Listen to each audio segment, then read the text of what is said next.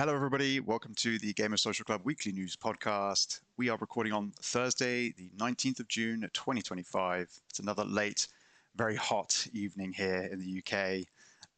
And you have a full squad with you today. Of course, you have me, your host, Harry, aka Knavish Crayfish.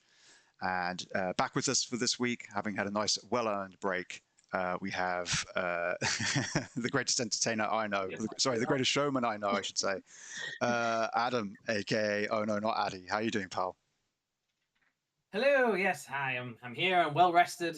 I feel good, warm, and I'm all right. Thank you. Good to see you guys. Warm is the trend, definitely, for this episode. And of course, we have the now Steam Deck verified Mark, aka We Awoke in the Hive. How you doing, pal? I'm really good, mate. I'm absolutely melted as well. For anyone watching from outside of the UK, if we get near 30 degrees, the whole country just goes to shit. Our tarmac starts melting. People have time off work, and we're in that kind of zone at the moment. So hopefully, we don't all melt in front of your eyes on the podcast tonight. Absolutely, yeah. If there's any editing, it'll probably be us all going to get like more water or splash ourselves with cold water or something like that in the meantime. But yeah, and of course, to round out the team, as always, we have no empathy, only daggers. It's Lady V. How are you doing, V? I'm good, thanks. It's not quite close to 30 in Scotland, but I don't think it needs to get close to 30 in Scotland for it to be egregiously warm. It's only about 24 here today, which is still far too warm for people who live north of the wall. So yeah, I think we all feel the same. It's too hot. I'm not going to complain too much, though. I would like to get out to a beer garden at some point this weekend, so I will not try and chase the sun away. No, absolutely. Fair enough. Absolutely. Well, yeah, as always, we are Gamer Social Club. If you're new here, we are a site that covers gaming in all its many forms, from news, reviews, interviews, previews, editorials, and guides. If you're a regular here, good to have you back, obviously. This is our YouTube channel where we do our weekly news podcast as well as our weekend party chat podcast with the other team. We also have our guides channel as well, which you can find. And we may be doing some stuff with that coming in the future with the guides channel, so keep an eye on that. But yeah, welcome. Thank you for being here. We do this every week on a Thursday. And yeah, our primary thing is our website at www.gamersocialclub.ca. We are a small grassroots sort of independent site. We have our 3 pillars. That is the first one. Our second is that we finish every game that we review. We see it through to the very end. And we make sure that we've seen credits, if there are credits in that format. If not, we'll do as much as we can before we share our opinions on a game. Yeah, the heat's getting to me. The final one is, what is it, Adam? No rumors. No leaks, no rumors. Oh yes, that's right. Rumors, no rumors. Of course, the most important one, if anything, is that we do obviously cover the news here, but we do it through a no rumors filter. So anything through us is only going to be coming as a sort of official news.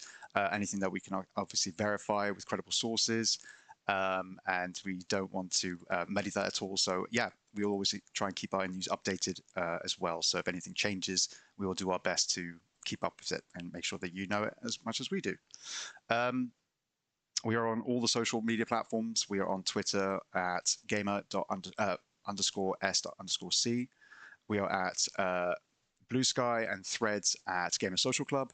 The rest of us are also on social media as well. And of course, all of this will be in the description below, alongside any of our articles that we reference. We do a lot of writing. That is our primary work. So we do ask that you go and have a look at anything there if that interests you, as well as anything else we might link to will be down there as well. We've been very busy this last week or so. There have been quite a few cool releases. We've been putting out a lot of great reviews that you may have seen, a lot of guides as well. We've got reviews up for, let me think. We've got Date Everything. We've got Night Rain now has its review. We've got anything Split else? Fiction. We've got yes, Rematch. Yeah. No, Splitgate 2. Sorry, not Split Fiction. Oh yes, sorry, yes. 2. Sorry, yeah, Splitgate 2 and Rematch. We've also got always going up soon, I believe. Yeah, I don't believe that's up yet, but we also have the Liza P Overture review, We've got the Still Wakes the Deep DLC. We've got a little indie game called Night Rain Covenant. I think that's all of the reviews since last week, unless Yeah. I'm missing one, but I shouldn't be. No. That's kind of my job. So yeah, but we've got a lot of reviews that came up over the last week. So Yeah. yeah, everyone's been working super hard. Absolutely. And alongside that, yeah, as guides editor, we've been doing a lot of guides here at Number 4 Date Everything, which have proven to be very popular. We're glad that we could help out people. Candy and Jamie, I believe, are the two working on those, and they've done an excellent job with that, alongside the review as well. And of course, as always, keeping up with the news as best we can. There are more showcases, apparently. They decided we hadn't had enough. Hey, Adam. They can fuck off. Like, I like Little Nightmares. It does not need a fucking showcase. It could just be an email at this point. You know what I mean? Like, it doesn't Absolutely, man. I just said Little Nightmares 3's coming. It'll probably have the release date, a new trailer. Maybe there's some sort of media related, like a film or an anime or something. Fucking just put a press release out, man. Jesus. Yeah, Too many showcases. I feel you, man. But yeah, that I believe is the rigmarole. If there's anything missing from that, I will drop it back in. Of course, if you like what you're watching here today, please leave a like. If you have any questions, comments, feedback, anything like that, please drop it in the comments below. And if you are new here and you haven't considered subscribing, we'd like to see more content like this, please tap that subscribe button. And yeah, with that out the way, we will move into the regular section of what we have been playing. And again, unfortunately, I cannot contribute to this section as like last week and possibly even the week before that. I've been very busy covering a couple of games here and there. But thankfully, we do have a couple of people who can talk about some fun stuff. So let's start off with Adam, since you weren't here, obviously, last week, buddy. What have you been playing? What have I been playing? I finally finished painting the bridge in Spray Paint Simulator. What that is rigmarole. Flipping it. But I've done it. I got the cherry picker. It's painted. It's a lovely marshmallow mint green. Oh, it's pretty. And I'm masking a robot. Such is that game. Okay. So I've been dabbling with that. And then, well, what I've actually been playing a lot of time in, I did the latest Sniper Elite Resistance DLC that dropped on Tuesday. I think it's Thunder Down. It was called, or Mud and Thunder. It was called, and it was a great mission where you've got to again stop the Nazis doing Nazi things, cheeky Nazis, by murdering them all, which is quite lovely. Getting snipes from across the map and blowing them up, and just getting back in that stealthy world. I just love that rebellions keep putting out little packs every so often, just to keep you playing and stuff. It's very satisfying just to murder some Nazis and get the achievements and put it and uninstall it again until the next pack, which is quite nice. And hopefully they keep doing it until Sniper Elite 6. That'd be great. I mean, obviously Sniper Elite 6 is not confirmed. I just assume it will happen at some point. But I think what I've been mainly playing, there's two things I've been mainly playing. One is Nintendo Switch 2 Welcome Tour. Because I've got my Switch 2. Interesting. I've been dabbling with Mario Kart, but I also was quite intrigued by the Welcome Tour because I want to try and get a review done for it because I thought it was quite an interesting concept. And there's some bits I really like in it. The whole conversation around should it have been free? But it's only eight quid, I think it was. And like, I get it. They've spent money developing a game. Which it's got games in it, maybe. I don't know. Anyway, it's interesting though. It's like an encyclopedia for your Switch, and it helps you appreciate the work that's gone in to designing a console. I think there's a lot of narrative out there in the world. Like, people just seem to think it's just really easy to put a console together. You stick some plastic together, put the gubbins in, and away it works.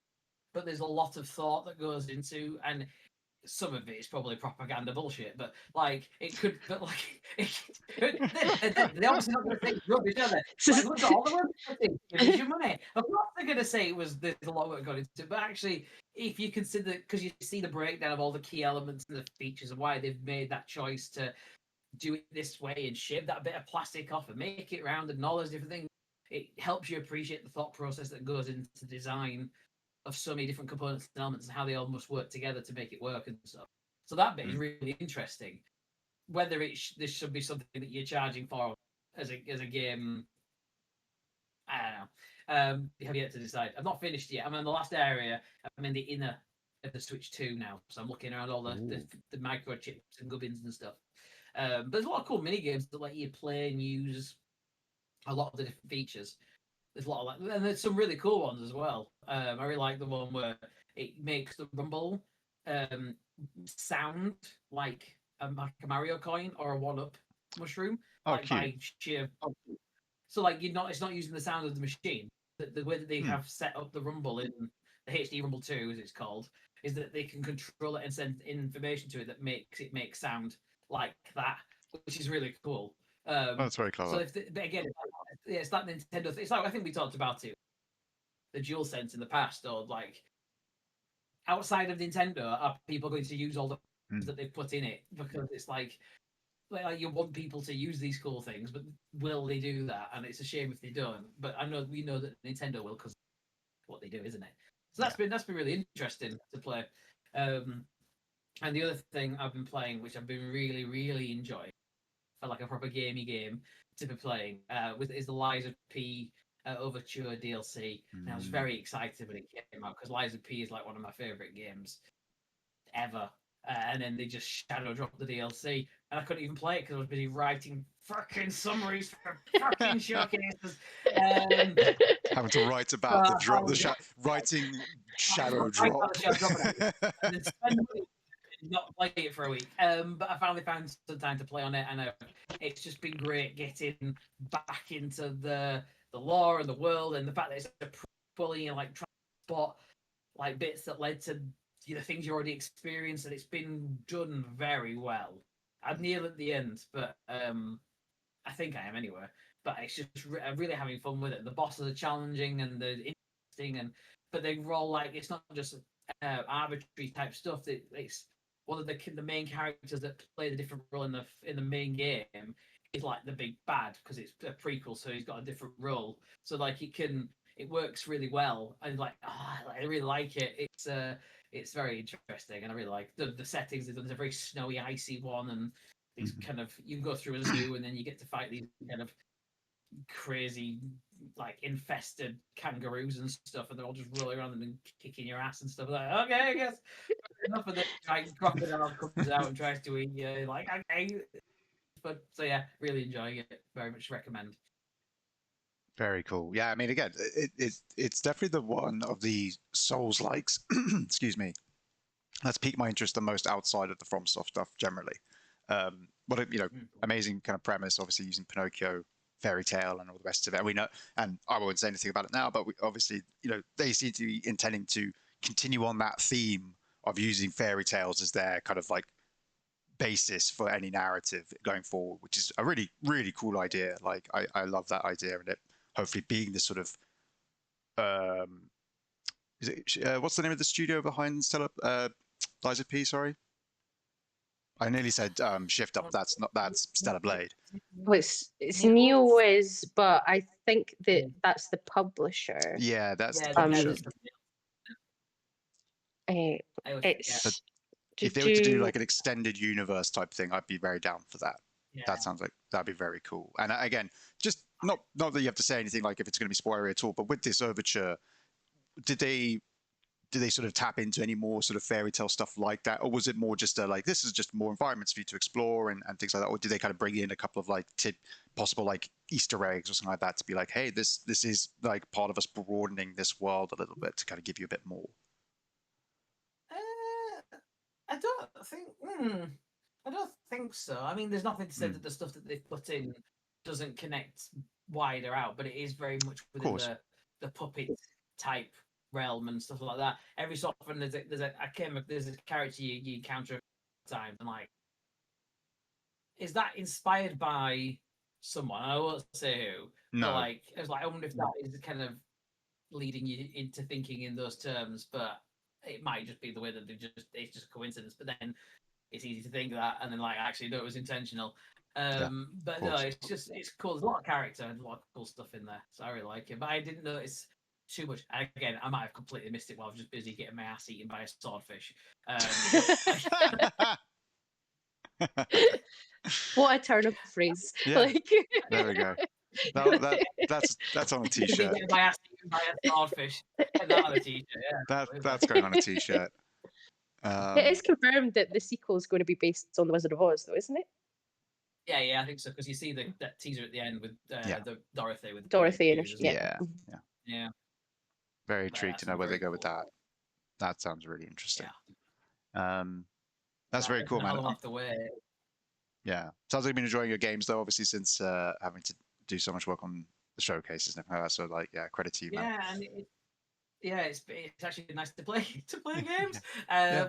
Because it has felt like not had much time with it, and then even then, it's only felt like it feels like I've done a lot, but like the Sniper Elite DLC is done in an hour and a half, which is really nice to get into. And I've done like an evening or two on Lies of P, but I've not felt I could sit down and spend hours on like a whole day on Expedition 33, for example, or anything like that, and get really make progress on a game like that.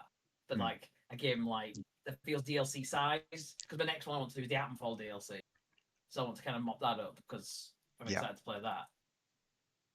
But that feels like I can sneak that in at the moment, so that's good. In between a couple of runs of Night Rain, obviously. Yeah, of course. All three of you have been enjoying that. You are the GSC the Nightfarers, aren't you? I guess at this point. Yeah. There's a t-shirt. The GSC Nightfarers done up as like a sports kit. That could be quite fun. I need Junior on the back of that. Hey, we killed that T-set though. We killed that T-set though. We shouldn't have. We should have ran away, but we did it. Yeah, Mark. Actually, yeah. I know that you have. You said earlier before we started that you haven't played much, but like, yeah, obviously you guys have been playing Nightfare. It's like, how have you been enjoying it? Because again, you were the person who played it the least, if I remember correctly. Like, you'd only played it we played one run with these two. So like, how's it been going? How's the Night Rain been treating you? To be honest, the one run we've had pre-pod tonight is the only run since the first session. So still yet to beat the boss, which is a bit depressing. No. But hopefully if we finish up early enough tonight, we can get back in there and have one more drop in and kick that guy's ass, because that three-headed dog just... I think we were close. We got super close. Yeah. I believe in you guys. I believe in you. We just need to not get distracted by really hard field boss so we can get a couple of extra levels in. That's what we need to do. If we'd spent the whole day just clearing out that Crucible Knight Castle, we would have been level 15 and we would have absolutely smashed him. Like, there you go. Sounds like you got a game plan for after the podcast. Game plan is good. Yeah, no, like the game is great. It's really good fun. I just really look forward to them getting a duos mode out. That's just going to be so much more accessible to play, rather than struggling in adult life trying to get a trio. It's stupid stuff, especially when you've got no crossplay. Yeah, you know, the gameplay loop is great, and playing a Souls game with no full damage is just delightful. So, really good. Loads of different builds, loads of different ways to play, and yeah, haven't even had a chance to check out all of the Nightfarer classes yet. So, looking forward to trying out another couple, hopefully after this night. So, but yeah, the game's solid. Really enjoying it, and look forward to getting carried after this. Absolutely, good stuff. And to round out this section, then V, I know you've been playing a lot of your backlog stuff. You've been treating yourself to that. How's that been going? Oh, it's been great. It's been very nice to not to say that I don't appreciate being able to play things for the site. I do love it, but it does mean that sometimes you get lots of games back to back to back, which you then do a lot of work on, because you have to obviously we finish them all before we write up our reviews, which can mean you are playing games well into the night just because they've got a bit of a time frame to them, etc., etc. But also trying to prep for guides and things after stuff come out. So it has been nice. Last Friday, I finished work early, so I just 100% got all the achievements in Chants of Sinar, which is a fantastic game. Absolutely love it. And that just made me feel significantly less guilty about the amount of games on my backlog. And then I took my Steam Deck to bed. I played a little bit of Astral Awaken, I think it's called, which is like a little Metroidvania, which was good fun. And then on the Saturday morning, I played a game called Digseum, which is like it's almost like a little idle game. It's so strange, but it completely engrossed me for the 3 hours that I played it. Essentially, you just click on little bits, and you have a museum. You have to dig up things for your museum that then generates you money, so you can get upgrades, so you could dig up more things for your museum. It's super fun. It's only about 3 hours long. I think it's like £2.50 on Steam. Loved it. It was a great little Saturday morning drinking coffee and just having like a little breakfast bagel and sitting on my computer just clicking away at all these little things and watching number go up, because we all love to watch number go up. We do. Number going up is the best. And then number goes really up. Like it's a bit Balatro-esque, and it gets right up into like the exponential numbers. And it's like, we love massive number. And then after that, I started playing The Messenger, which has been on my backlog for a long time, because I really loved Sea of Stars. I think I rattled that out in a weekend. I played it for like 40 hours, like non-stop. Jesus. Because sometimes if I get really focused on something, I just can't. Like it's like we don't need to eat, we don't need to sleep. We're going. So I picked up The Messenger after that, and then never really started it. But I started it, and it's so good. Would highly recommend to anyone who likes a little 2D platformer with an absolutely banging soundtrack. Just, I can't imagine it's too expensive now on Xbox or on PC or PlayStation, wherever you want to play it, because it's pretty old now. But it's really, really good. So if you like Sabotage Studios, then you should check out. It's lore connected to Sea of Stars as well, so you can get some extra lore for the Sea of Stars universe if you play it. That's cool. Very cool. I've yet to start either of those. I need to get around to both of them, because I know they're both games. Well, it was in my Venn diagram of games I would love to play, and just haven't not yet got round to. So yeah. Right. Sounds like everybody's been enjoying some good games, which is good. And now we will jump into our main segment, as always, which is just chatting a bit about the news, what's been going on. Obviously, we cover a lot of it on our site, and we try not to do a lot of crossover if we can. Well, it happens. But yeah, we will obviously talk about what's been going on over the last week. I think the first and foremost, we wanted to chat about Xbox with AMD's continuing partnership. This partnership is not new. It is just a sort of they've reapplied for it again, as it were. They've just reestablished, like, we're still going, we're still doing things together, and this means that we're still going to be making consoles.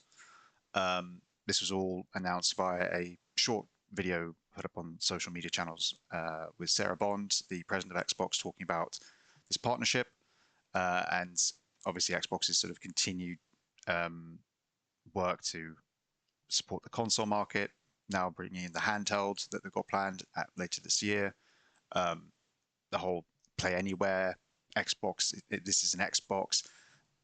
They're really pushing this whole kind of like you can get to Xbox Game Pass in particular anywhere and everywhere, but there is also this nice sort of blending of things happening where it seems like there could be, who knows, a possible move to have things like Steam available on more than just the handheld going forward. There's some interesting stuff to be said about what they may be able to achieve with this approach. Mark, what do you think? Because again, you actually shared a good video with us that helped us kind of get a better understanding of like what some of this could potentially mean. What was your sort of takeaway from it? The first thing really is just it's good to know that Xbox are still going to make hardware, and when I say hardware, I mean their console in front of the TV. I think the online gaming communities like to create false narratives that Xbox has completely given up on hardware when they've never said they're going to do this, and they've always committed to delivering the next generation of Xbox. And we finally have confirmation that a new generation of gaming consoles with the Xbox under the Xbox umbrella is coming. And I say that consoles plural. We don't know what that is yet. One can only expect that's going to be the Series X successor, We know they've got the ROG Ally X Xbox handheld coming later this year. And there's been rumors and talk for a long time about their own like native device, but little is known about that at the moment. I just think it's really reassuring for people that they're going to have something that's going forward. As typical with Xbox, though, they answer as much questions as they create. So in the video with Sarah Bond, she talks about having game libraries available through Xbox. Doesn't really give too much more information, but if you tip of the hat goes to a video by Brad Sams on his YouTube channel, who breaks it down, and he talks about how Steam could be coming to Xbox, GOG, Epic Games, and all of these storefronts could be in one place on your Xbox in front of your TV. And I think that's super exciting. I think having one consolidated library would be really appealing to console gamers who want to branch out into new areas, but don't want to lose that console simplicity device in front of the TV. And I'm very much one of those people. Just recently got a Steam Deck, but don't want to make the jump to PC yet because it kind of terrifies me a bit. But if I can take my library kind of halfway and be opened up to new content, I think that sounds like something that would really appeal. Calling this a multi-year partnership. So to me, that sounds like this is not just the new Xbox. This could be something that kind of plans for the future. Another thing they talked about was the kind of the forward compatibility of your old games and taking your old games forward. And Xbox have been really good in the preservation space. So I can still drop in an original Xbox game to my Series X and it's going to run. Reality is the new Xbox is not going to have a disc tray. I think that's a pretty much surefire thing. But if they can use some of this AI, can't remember the name of the AI system that they announced about 2 months back and we spoke about on the podcast. But if they can be using some of that to take my older games forward and make them more accessible, even if it's via the cloud, I'm open to that. But yeah, I think there's lots to be excited about. If everything can be one consolidated space in front of the TV, that sounds like the Xbox that I'd be interested in. Whereas at the moment, even as a big Xbox player, if they just put out a more powerful hardware, I don't even think I'll be that interested, to be honest. So it's got to have something that more than just a generational leap, and I think that's what they're looking at here.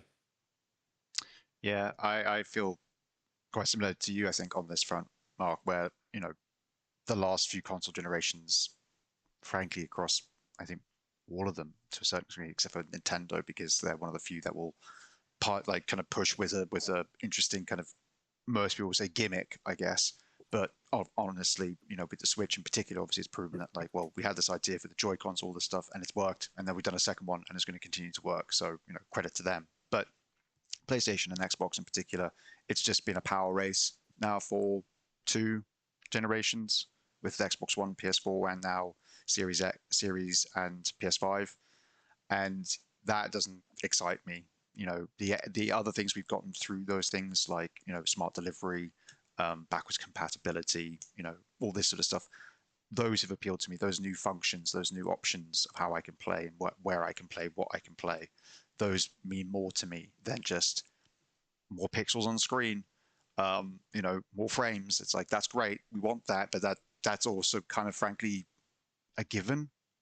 If we're using more powerful, internals, that should provide better results. So now I want to not necessarily see you just, apply that to games as is standard, but also think about how you can improve the actual service platform side of things. Because for me now, there's very little between all these different platforms to make me decide, except again, the anomaly that is Nintendo, who get to play in their own sandpit, which is great. But yeah, I need this next console generation to have something special.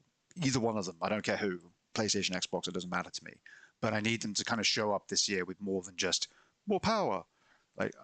Doesn't mean anything to me anymore. You've shown me that all you do with it normally is just add more stuff, like just make game prettier and a bit smoother. It's like, cool. That seems very unimaginative as far as I'm concerned. Since I play a lot of games that don't need that to make them better. You know, so many of the games I enjoy don't need to have 4K graphics and things like that, and will run at 60 frames or more. So provide me options like Steam coming onto the Xbox platform, because you're going to have a harder time getting the Xbox gamer from the console market into PC. That's not a migration that's going to ever occur in a big way.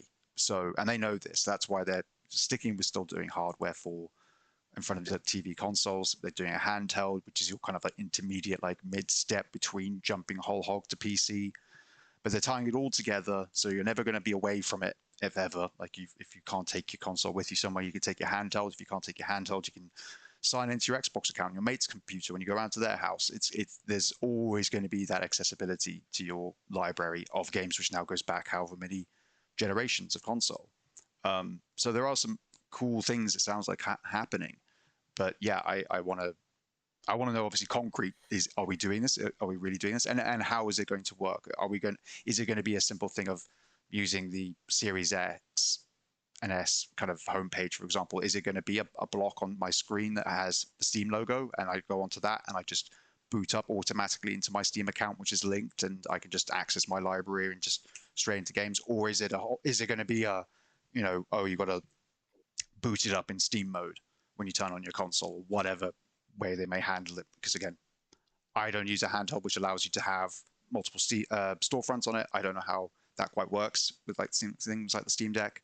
And so then thinking about how it would work on a console is an alien idea to me, but I'm excited by it. You've obviously, but all of you now have obviously got things like Steam Decks and things, but you play a lot on your Steam Deck, I know. So what kind of insight can you give into that side of things? What would you expect if there were to be a move from having Steam move onto the console, and that be a big feature that maybe Xbox tries to push? Well, I think so obviously Steam has its own native app on Windows PCs. So my assumption would be that they would just have a modified Steam app, because Xbox runs a modified version of Windows, like as their OS. Obviously on the Steam Deck it runs Steam OS, which is a completely different OS. But you can put your Steam into desktop mode, and run the internet and stuff like that off it and run a browser. So I don't see why they would not be able to just have a Steam app that would run sort of natively on the Xbox thing. Like the only YouTube thing app is, or a Netflix app, that sort of idea. Yeah. The only thing is like, obviously you were discussing like more power, etc. It's just about how exactly the sort of CPU and stuff like that is set up for the next Xbox. I can't imagine that there'll be any form of like bottlenecking or anything like that to it for most things on Steam. But obviously, when things are optimized for PC, which is the Steam version of it, it's a different version of the game than is optimized for console. Yeah. So if you've got a lot of stuff that runs on Steam that only supports mouse and keyboard. The Xbox currently supports mouse and keyboard for some things, but they would have to essentially make it so that, the Steam app had native mouse and keyboard support if it was supposed to support the entire Steam library. If they make it so that it only supports, certain parts of the Steam library, much like the Steam Deck does, then they could change it in that way. But yeah, I think I'd be interested in it. I love my PC. I love Steam because everything is so cheap all the time. And I love my Steam Deck because I play it most of the time when I'm out and about, or if I'm just in bed or something like that. I don't have a TV or anything like that in my bedroom. But yeah, it'd just be interesting to see how they would do it so it runs well on the console experience versus runs well on a PC experience. Steam OS is obviously optimized really well for the Steam Deck, but I assume it would not be the Steam Deck version that they would have on an Xbox console. They would have a Windows version of it so that they could run more games. It's going to be optimized for the PC version, but the Steam your Steam version on your PC is not set up for a console experience. It's set up for a mouse and keyboard experience. And I don't see, as Mark said, it's like if you're in that sort of in between place where you're primarily a console gamer, you have no real interest in PC, but you might have picked up a Steam Deck, so you're loving the outrageousness that is the Steam sales. But you're still not looking to doing any tinkering. You're definitely not looking to be going in and adjusting settings for like betas or like, because you can do all of these things in Steam for stuff like early access. There's a lot of people that play on console for certain games that might do modding, but if you play on PC because you want to mod your stuff, it's because you can go on a Nexus Mods and you can download like whatever the conversions mod for Elden Ring. Like you can't do that on. It'd be interesting to see how open it is. It's like, is it a curated Steam experience for console, specifically in partnership with Xbox, or are they just saying this is essentially like a pre-built PC that you can slide under your TV, but we've made it compatible with everything compatible with controller, and if you want, you can basically do all the stuff that you could do on a PC with it. So that's where I am with it. It sounds, I mean, I am super happy that they're continuing to make hardware. I've got a massive library of Xbox games. My first PlayStation that I owned was a PlayStation 4. I was like Nintendo, then Xbox. I just stuck with Xbox because that's where I owned all of my games, and they did pretty well with backwards compatibility after people lambasted them over the Xbox One. They were like, "No, we're sorry. We'll let you play your games." And I was like, "Okay, as long as I can still put Knights of the Old Republic in my console and it will play it from the disc, I'm happy forever." So it'd be interesting. I would see that they were like, "We're still making hardware. Your library of whatever, like the 296 Xbox games that I own physically and digitally, can still be played without me having to go back and hook up an old console. There is limited space underneath my television to be hooking up more shit, to be honest." So yeah. I'm happy with that. Yeah, but you definitely touched on something that is the thing I'm most worried about with this, which is like, how much will it change then from being a console experience, that plug in and play experience of I've bought the console, plug it in, boot it up, put the disc in or whatever, and it just works, and I don't have to faff, I don't have to adjust, I don't have to go and look up specs or anything like that. Are we going to see a shift towards that, where people are going to have to start having to know this sort of thing with the next generation, which would be a huge turnoff for a lot of people, like to think that they'd have to worry about that sort of stuff. Is it going to work on my console? Do I have to get the Steam version of it? Should I get the Xbox version of it? These sort of things. These sort of questions could lead to a lot of confusion and a lot of people just feeling a bit lost by like, what am I didn't want to buy into that. There's a reason why I didn't buy PC. It's because I didn't want to have to deal with all of that sort of stuff. I think obviously all of the versions that are built or made for Xbox will be plug in and play. But it'll be that thing. It's like if Steam's available on your console and Steam's got it for 95% off and Xbox doesn't, do you buy the Steam version to play on your console, but then have to fuck around with your settings? Which you don't have to do it that often. I don't have to do it that often on my PC. But sometimes you just do. Sometimes it doesn't just work. That's it. If anything, it's not even the act of doing it necessarily. It's more the uncertainty that comes with PC gaming for console players. Like, I can speak to this very much as a predominantly console gamer, where when I'm playing a game on PC, because I don't know enough about what I'm doing, I frankly don't know if I'm playing the game at the best it can be, whilst I know I am on my console. There is no doubt about that. I wouldn't worry too much about that. Like, unless there was performance issues, not even most PC players don't get right into the settings to like fully optimize. Like, most people that talk about PC gaming and stuff like that online are not the primary consumers of PC gaming. No. Like, they are like people who are super into it. It's their hobby and they have a great time with it. But most people are just either buying a pre-built PC and they're just running it standard, or they might have built their own PC, but it's not top spec. People aren't really out. I mean, there's plenty of people that do, but they're like the majority of people that game on PC are not out here like overclocking their graphics cards and like having massive like rigs where they're trying to eke out the smallest bits of performance so they can run stuff at like 140 44 FPS. Like, and I don't think that most console players will ever consider that, but you do highlight a good point, is that there's so much discourse around console versus PC online. It's just like, okay, well, there's a PC in my console, so why am I not running this at 120 FPS on the Steam version with like ultra graphics and, you know, full ray tracing and stuff like that? Because I know you hate the faff of PC, Addy. Like, yeah. Absolutely. I mean, that's it, Adam. Like,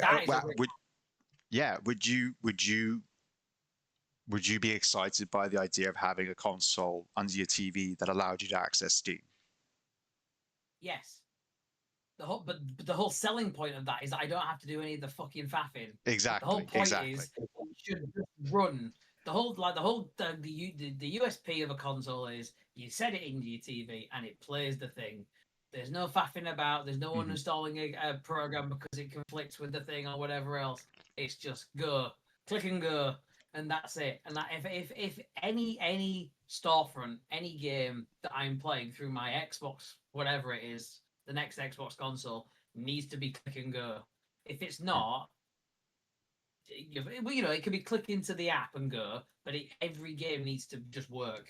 Yeah. Otherwise, it's a failure, because what's the point? Like, yes, it's cool that you could get the games, but then I have to faff around with the settings and reinstall it or blah, blah, blah, blah, blah. Nah, you've lost the point of it, because that's the whole point of the console, is to do the console thing, isn't it? Yeah. Because it's really exciting, because there's loads of cool games that I would like, I'd probably play that, but it's PC only. I can't be arsed with PC gaming, so I don't want to. So I don't. Because I've got thousands of games on my Xbox. I want to be able to play all my Xbox games, bring it forward, play all of that. Yes, please, do that. But none of that. Faffy. Yeah. So, and like, have the keyboard and mouse option, because a lot of games on the Xbox now has that. So if people, because like you say, V, if the game is made for keyboard and mouse, there might be some games in Steam like that, because presumably all of your library would be there. So it might be just like, you can't play this with a controller.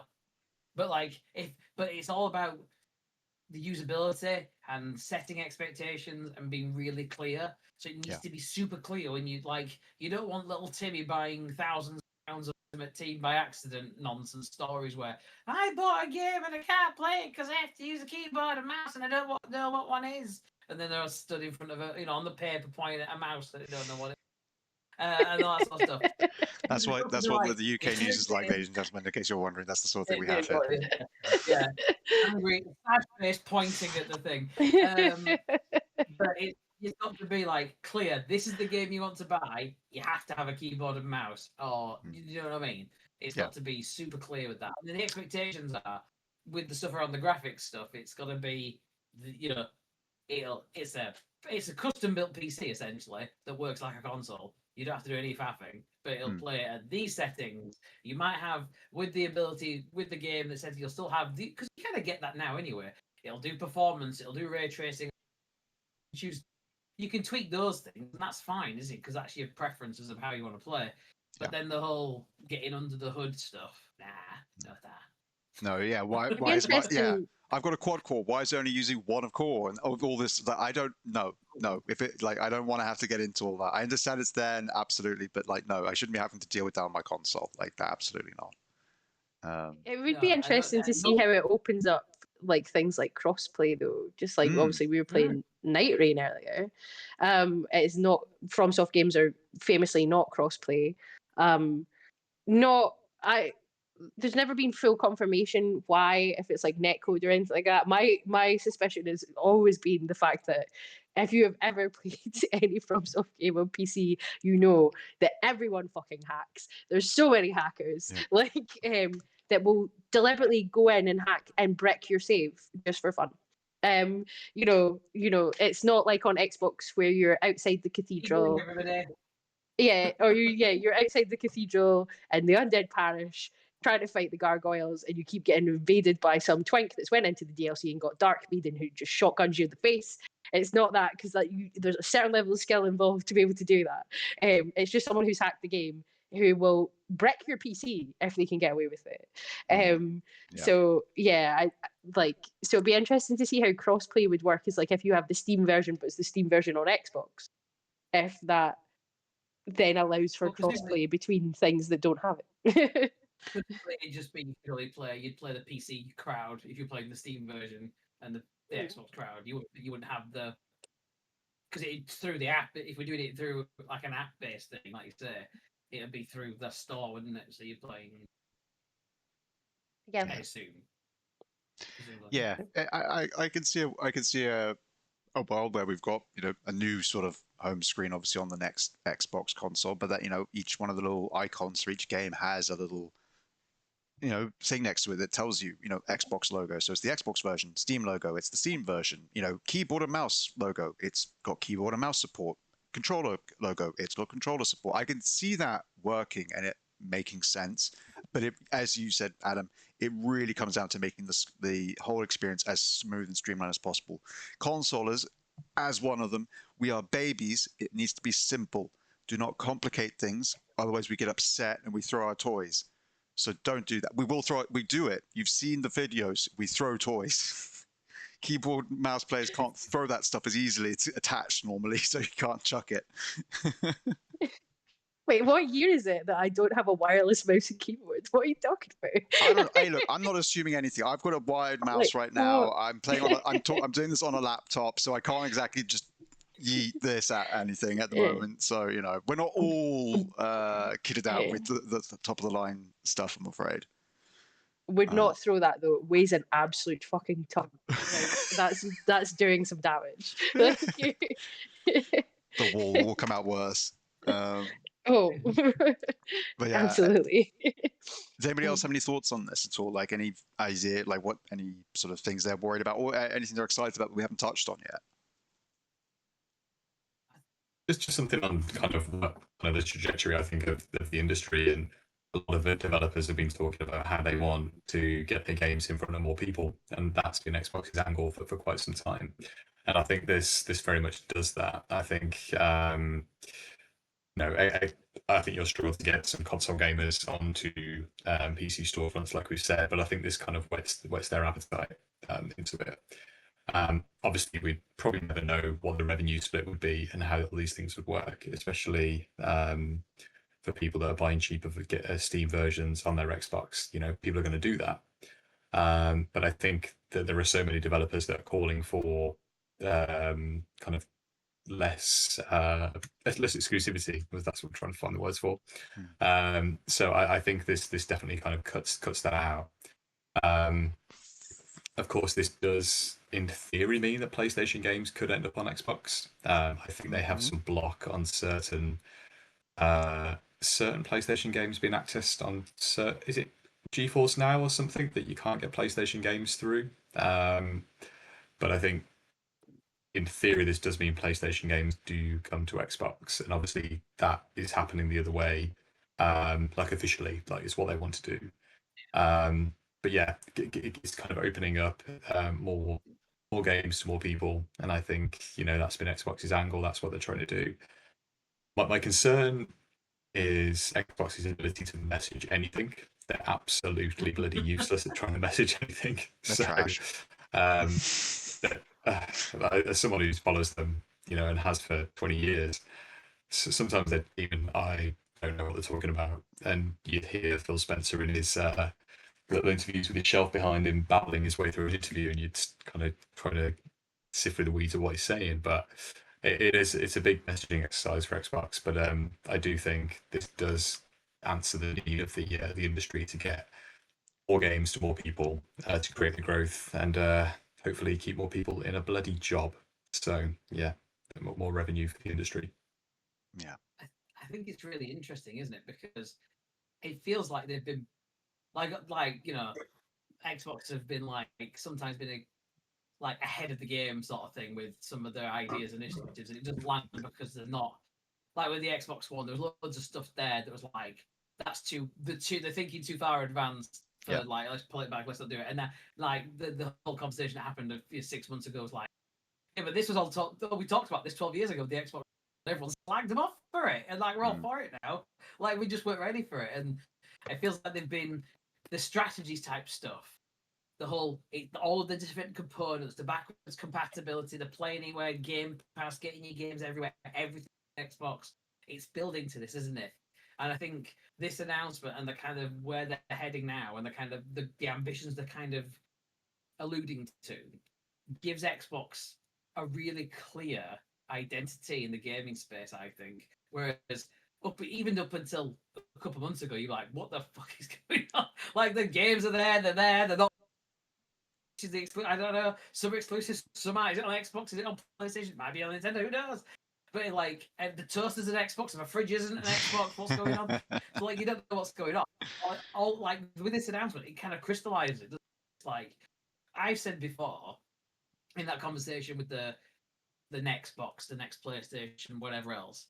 I'm not bothered if it's shiny graphic.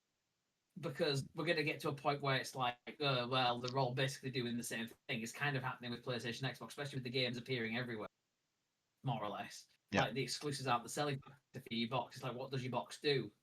And like that is what Xbox is kind of creating. It's kind of like what's Nintendo's unique selling point? It's the Nintendo brand. It's the Nintendo games. You can't get them anywhere else. Also, Joy-Cons and motion sensors, magnets that make sound. Like it's the. Oh, you can hook it up to your TV, and you can also carry it with you wherever you go. It's they took. So like they took the Wii and they took the Game Boy and they just went, there we go, done. Together, and that's like, you're very clear what you're getting with Nintendo, and then Sony. Up until recently, you got these really cool story-driven narrative games, big exclusives, and all that sort of stuff. And Xbox has become like, we're doing Game Pass, and like, yeah, that's great, but like, what does it look like? What's your big USP? And now it's the box that does everything, maybe, or like not the, but if your ecosystem has a thing you can take with you with all your games on it, if it's got a PC in a console box that like is really easy to access and use with tens of thousands of games potentially behind it, but including your biggest. Not that they've said for a long time it's not their biggest competitor, but with like for a lot of gamers, Sony is the biggest competitor to Xbox, isn't it?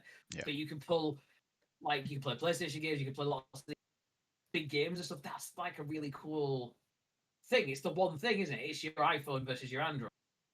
But it makes me wonder kind of what Sony's PS6 is going to look like, because they're quite doubling down on but they get a feeling that doubling down on, we're still doing exclusives, and that's our priority. And are they just going for the most powerful box?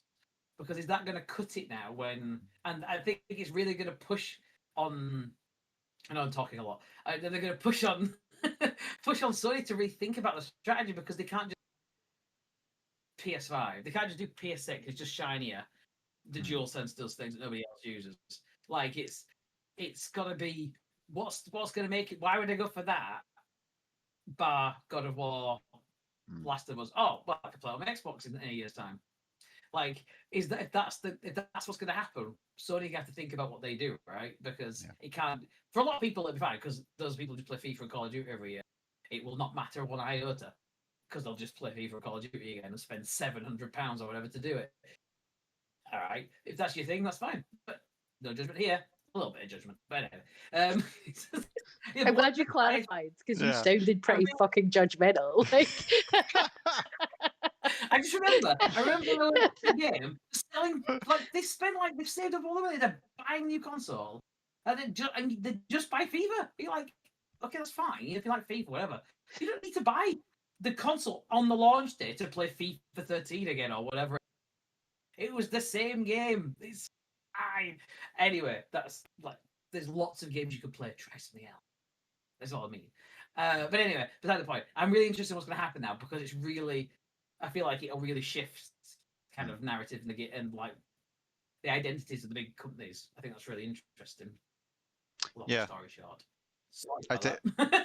No, man, absolutely. I think what you said earlier was really interesting as well about, obviously how Xbox, the reactions to Xbox One announcement and like that, and how they were portraying it. If anything, if that announcement hadn't happened, if they hadn't gone through with all that and they just laid everything out as they have done, they would have gotten exactly what they wanted, because all they had to do is show everybody what they could have if they went with this big new Xbox One package they were promising, which is what they've done with the backwards compatibility and Game Pass and all these other things. This has all been part of that. They just basically were like, oh, no, we're not, sorry, we won't do that. We won't do that. We're going to do that just really slowly now. That was it, basically. And it's like, it's worked. It worked exactly to an extent how they wanted it to, I'm sure, because people have just accepted everything, basically. Sure, there's a bit of pushback on, oh, you don't own your games on that Game Pass, but then everyone's just pointing out, like, you haven't owned your games ever. It's a license.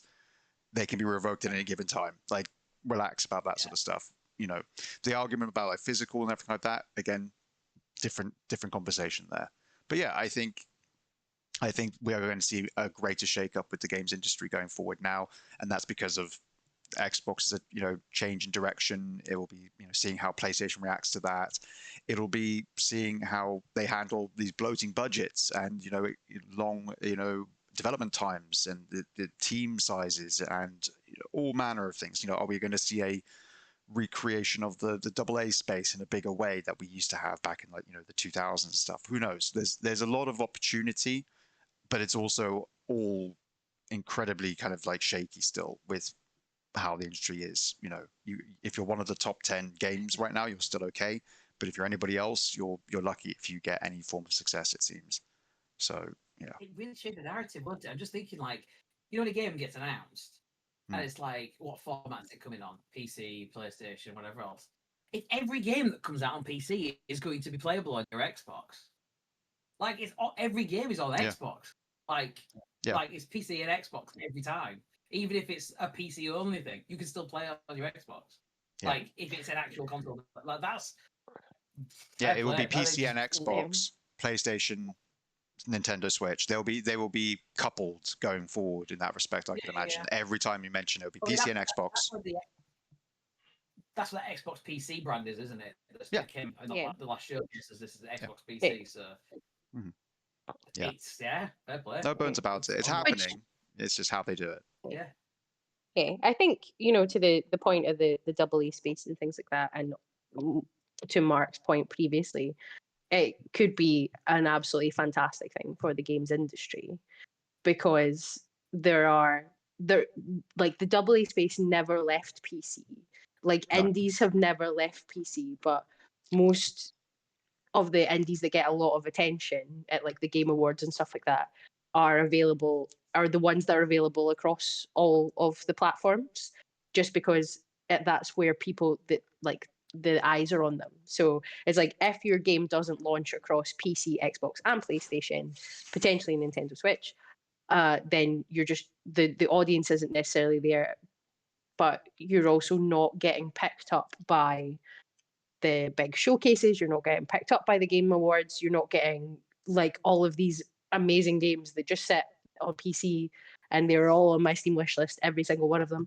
But if people can't play them, or they don't know about them, then it's a limited audience. Whereas the console space, even though there's significantly less consoles sold than PCs every year, it's not necessarily like the amount of revenue that comes in from people that are just playing on console is massive. And so just getting those little AA games that are already on PC, the little indie games that are already on PC, which are phenomenal, that people should play, just getting them in front of people when they're sitting on their couch and they're not sure what to play, and they just fire up Steam and it's like, oh, this has got an introductory offer, it's 20% off, and then they play it, and then they're like, oh, do you know what, maybe shiny graphics aren't the be all and end all of the fucking industry. Maybe we should be supporting these small studios that are making cracking fucking games. Like, so I'm excited about that. To Mark's point, I think that would be amazing. Fingers crossed. Hopefully that's what we get. Yeah. Right. We are coming close to the end of the episode, and obviously we normally wrap up with what we are looking forward to. But before that, is there anything that we want to cover before we wrap up? I know we had a couple of other news topics we may have wanted to dip into. Anybody want to shout out any particular one that you're interested in saying anything about? No? I think we're good then. Should move on to what we've been playing, what we're looking forward to then. Yeah. I mean, for me personally, I still need to get around to playing Lost and Random: The Eternal Die. That's just been released alongside the new Tron Catalyst game. Those are the two that I've been really looking forward to playing. They are both out now. I would like to get to one of those two in the next month, especially because I'm going on holiday with the family in July, second half of July. So we'll try and squeeze in one of those before then if I can. And then, yeah, you know, a lot of cool announcements obviously on the showcase season. Lots of cool games coming forward. Death Stranding 2, of course. Death Stranding 2. That's probably, of all the big, excuse me, big titles, Death Stranding 2 is the next big one for me. Who else? What else is everybody looking forward to? I'm looking forward to a game that I bought seconds before you pressed live on the podcast, Harry, on the Steam, because this is becoming an awfully bad habit, and I've only had a Steam Deck for a week. A game called Peak, and I mentioned this to you guys. Yeah. So I mentioned it just a couple of days ago to you guys, and it's only a few pounds launch discount on Steam. So it's a single player or cooperative climbing game, and climbing games are having a bit of a moment right now, like Jusant, and there's this one here, Peak, and there's another one that we spoke about last week. Ken, I think it is. Ken, yes, yeah. So they're having a bit of a moment. But this looks a bit of like Fall Guys, Ragdoll kind of climbing game, but a little bit more polished and a bit more fun. So really looking forward to this. And it's made by Aggro Crab. And you guys said to me earlier in the week how well regarded they are. They did Another Crab's Treasure. Another Crab's Treasure? That was the name? Yeah. The Crab Souls-like, which I never got around to playing. But yeah, picked this up for a few pounds on Steam and looking forward to having a crack on that. And one I mentioned last week as well, just to highlight it again. Little limbo-like with infused with hip hop called Antro, and that's out next week. So really looking forward to picking that one up too. So that's, and also, sorry, hogging the podcast here.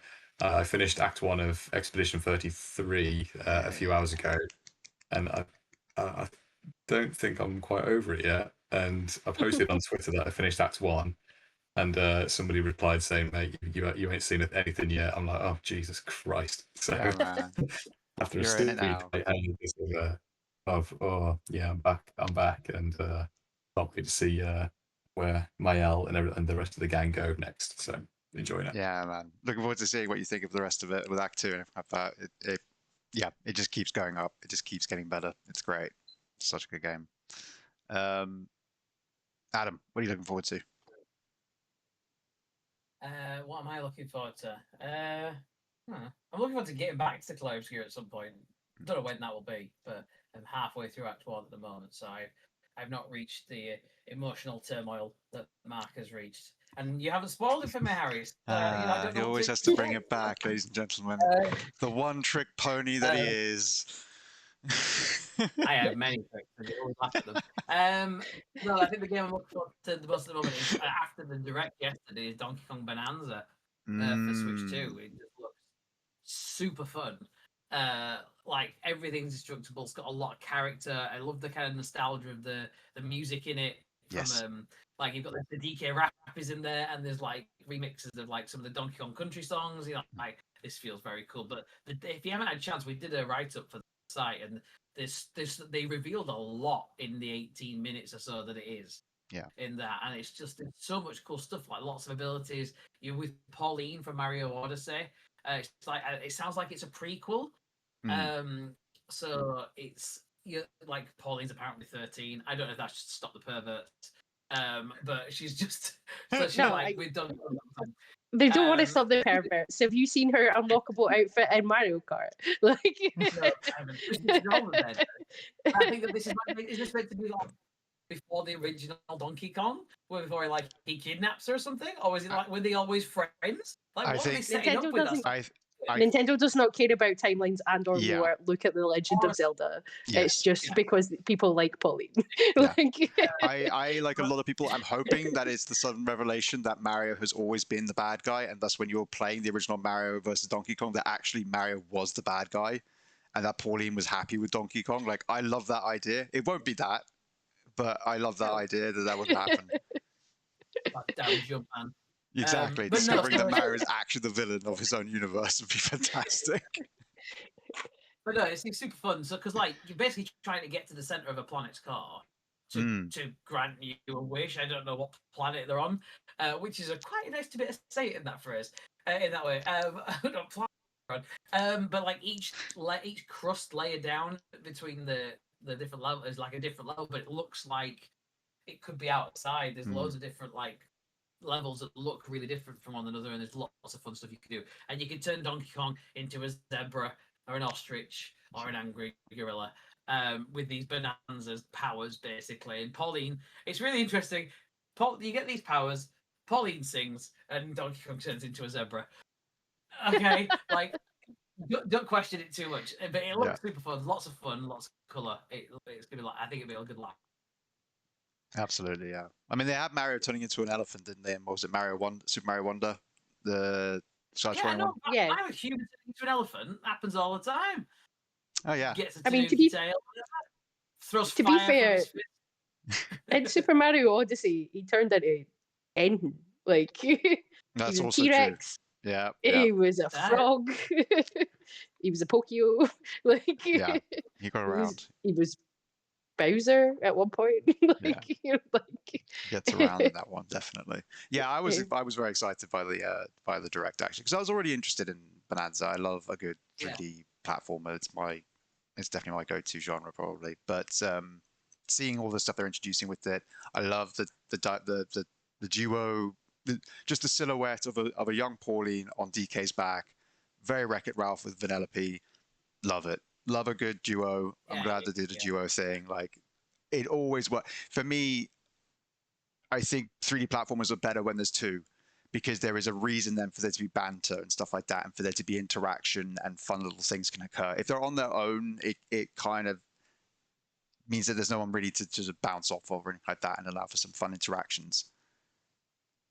Also, I say what I really like about this, they're really leading into the puns and stuff like that. So there's, to get between the crusts and stuff like that, you take an elevator, and it's an eel that carries you up and down, and you teleport across the map with an eel. And there's all the banana puns as well. Yeah, the banana puns are really flying in this one.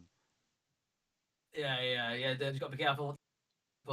And all that sort of stuff. But yeah, it looks lots of fun. I can't wait. It looks very. Like you though. I was looking forward to it, but now I'm really looking forward. Yeah, looks very appealing. Some would say. Hey! Oh yes, there we go. There we go. All right, and to finish off the episode, then V, please take us away. What are you looking forward to playing? I'm looking forward to... Oh. Oh, thank you. I'm looking forward to getting off of this podcast. That's what I'm looking forward to doing. Okay. V no, will not be here next week, everybody. No, I quit. Actually, I'm handing in my notice. What? No, I'm looking forward to getting back to my backlog. I'm really looking forward to playing more of the Messenger. Actually, it's super good. It's annoyed me that I've owned it for like a year and a half. I've not played it yet. But yeah, things coming up. I am really excited. There's a game coming out mid-July called Hell Clock, which is like a roguelike action RPG, which is made by a Brazilian developer, and it just looks super, super fun. There's a bit of Hades to it there. It's like a sort of isometric top-down, but it's just the goriest thing I've ever seen. It looks amazing. So I'm very excited for that. And yeah, I think probably also Michael Punk. We've been playing the demo. And it's been very, very, very, very fun. Just incredible amounts of chaos. Yes. As you run around a weird planet full of things that just keep growing loads of legs, just so many legs, just all the time. If you don't kill them properly, they just grow back more legs. And if you die, then one of your teammates has to grab your legs and then run them back over to your torso so they can be reattached, which is very good fun. It's great. So yeah, you two have to join us they're on both- this at some point. We need to do, because it's 4-player as well. It'll be great fun. yeah, you definitely do. And when Mark was talking about it, because I do have a problem, I did just buy that Peak game on Steam. So I also have that. There we go. You know, Let's play. you can, more co-op available. So yeah, We're it all just sounds like enabling it's each going to other be here. a co-op summer of more Night Rain, maybe some Peak, maybe some Mycopunk all together. Yeah, it'd be a good fun gaming summer with the team. So no, I'm not actually handing in my notice. I am. You're all quite nice. So Yeah. that's fine. Full circle. We did it, guys. We did it. And who knows? Maybe Well, we'll record one of our gaming sessions and slap it up on here for you all and see what you think. Maybe we'll do something fun like that at some point. But yeah. Not us failing at Elden Ring though. Like... Hell no. No. No, you guys have got that to look forward to now, obviously. Yeah, we will wrap things up there, I think. And also, actually, just quickly to mention as well, you mentioned that Hellclock game V. I think that's in this month's demo disc, I think. Yes, it's, So again, make sure to shout that out.